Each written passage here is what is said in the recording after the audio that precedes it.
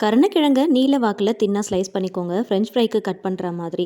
அதை இட்லி பாத்திரத்தில் வச்சு ஒரு 10 நிமிஷம் மட்டும் ஸ்டீம் பண்ணி எடுத்துக்கலாம். கத்தியை வச்சு குத்தி செக் பண்ணி பாருங்கள். நல்லா சாஃப்டாக வெந்திருக்கும். ஒரு 80% குக் ஆனால் போதும். ரொம்ப அதிகமான டைம் வேகணும் அப்படிங்கிற அவசியம் இல்லை. வேக வச்ச கிழங்க ஒரு பவுலுக்கு மாற்றி கொஞ்சம் ஆறுனதுக்கப்புறம் 1/4 டீஸ்பூன் மஞ்சள் தூள், டேஸ்ட்டுக்கு ஏற்றா போல் சால்ட் ஆட் பண்ணிக்கோங்க. 1/2 டீஸ்பூன் காஷ்மீர் மிளகாய் தூள், 1/2 டீஸ்பூன் ஜீரகத்தூள், 1/2 டீஸ்பூன் தனியாத்தூள், பாதி லெமன் பிழிஞ்சுக்கலாம்.